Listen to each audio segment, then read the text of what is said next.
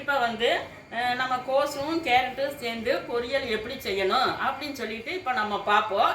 3/4 kilo கோஸ் வாங்கியிருக்கிறோம், 300 gram carrot வாங்கியிருக்கிறோம். அது போக அதுக்கு தேவையான பொருளெல்லாம் பச்சை மிளகா 4 பச்சை மிளகா வெட்டி வச்சுருக்கிறேன்.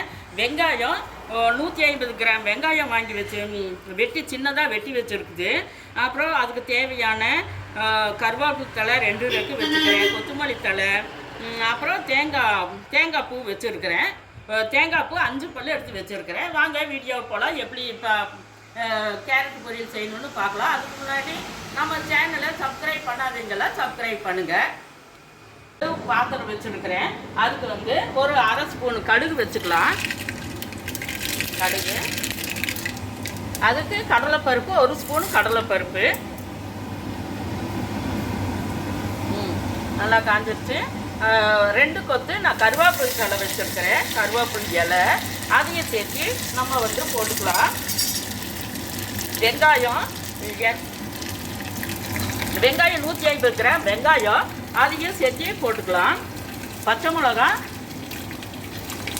4 பச்சை மிளகா வச்சுருக்கிறேன், வெட்டி வச்சுருக்கிறேன். அதையும் சேர்த்து நம்ம போட்டு நல்லா கிளறி விடணும். இது வந்து பாதி வெந்தால் போதும். பிறகு கோஸும் கேரட்டும் போட்டுக்குவோம். இப்போ பாதி வெந்துருச்சு.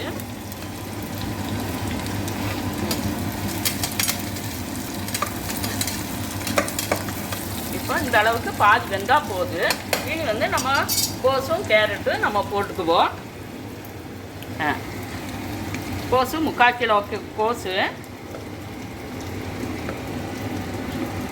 அடுத்தது கேரட்டும் சேர்ந்து அதோடவே நம்ம வந்து சின்னதாக பொடியாக வெட்டி வச்சுருக்கிறேன். இந்த மாதிரி செஞ்சு பாருங்கள், சூப்பராக இருக்கும். சின்ன குழந்தைங்க நம்ம வந்து சின்ன குழந்தைகளுக்கு லஞ்சு கொடுத்துக்கணும். லஞ்சுக்கு இந்த மாதிரி பொரியல் போட்டு கொடுத்தாக்க ரொம்பவே நல்லா சாப்பிடுவாங்க. நான் வந்து 3/4 ஸ்பூனு உப்பு எடுத்து வச்சுருக்கிறேன், அதையும் போட்டுக்கலாம். இப்போ வந்து நான் வந்து தண்ணி விடாதீங்க, தண்ணி ஒரு சொட்டு கூட போடக்கூடாது. அப்போ தான் கேரட்டும் கோஸும் சூப்பராக இருக்கும். நம்ம கொஞ்சம் 2 ஸ்பூன் எண்ணெயை ஊற்றிருக்கிறோம். அது உப்பு இப்படி நல்லா வேகணும்.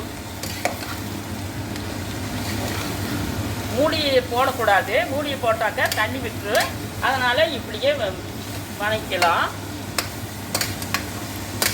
ஒரு 5 நிமிஷம் கழித்து நம்ம வந்து தேங்காய் துருவல் போட்டுக்கலாம்.